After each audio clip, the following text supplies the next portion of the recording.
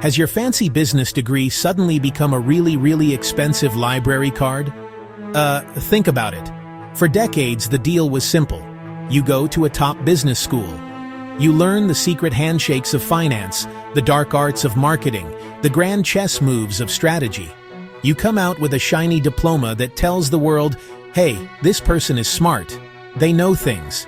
And for a long time, that worked. It was a golden ticket, a key to the executive washroom. You put in the time, you paid the money, you got the job. But now, there's a new kid in the classroom, and it's not even human. It's artificial intelligence. This AI is like that one student who ruins the curve for everyone. It can read a 1,000-page market report before you find your coffee, spit out a flawless financial model, draft a marketing plan, even write a pretty decent email to your boss. Let's be honest about what business schools used to sell.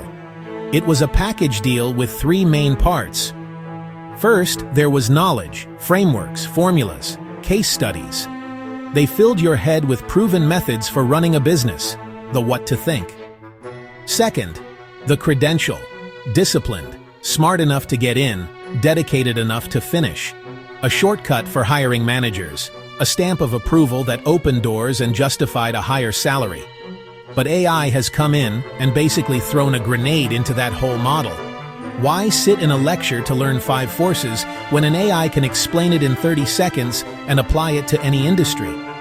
AI tools can access and synthesize virtually all recorded business knowledge. They can act as a personal tutor, a research assistant, and a strategy consultant all at once.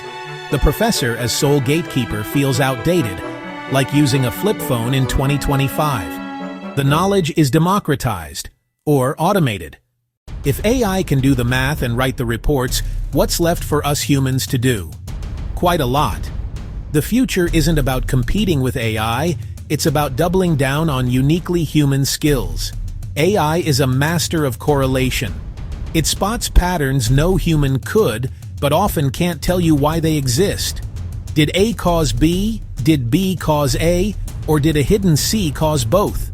That's a human job. Leaders craft simple, powerful causal stories when data is incomplete.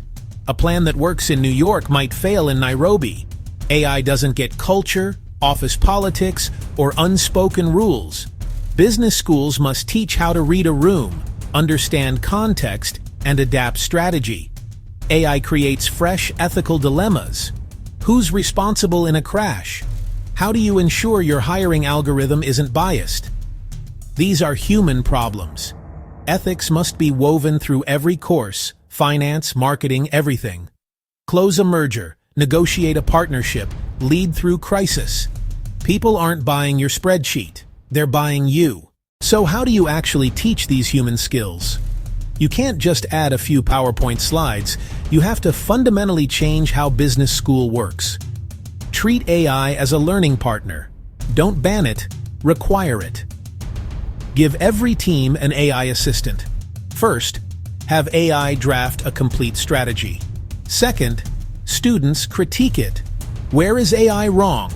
What context is it missing? What are the ethical blind spots? Get out of classrooms. Replace old cases with semester-long real projects. Handle real budgets. Manage real volunteers. Solve real operational challenges. Wrestle with messy data and unpredictable people. Build consensus. Learn judgment, ethics, and relationships. Failure teaches. Replace big lectures with small, stable cohorts. Training grounds for deep trust. Pair every student with an alumni mentor. Build a lifelong, structured support system woven through every course. At the end of 2025, business schools face a clear fork in the road. One path is denial. Cosmetic changes, a panel or two, updated cases, hoping brand and alumni carry them. That's the blockbuster strategy. The ground has shifted. It leads to slow, painful decline. The other path is reinvention. Courage to tear down old structures and build anew. Shift away from knowledge transfer to uniquely human capabilities. Embrace AI. Redesign around real problems.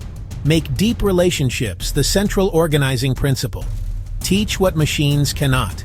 This is a call to action for every dean, every professor, every administrator. Stop tweaking. Start rebuilding.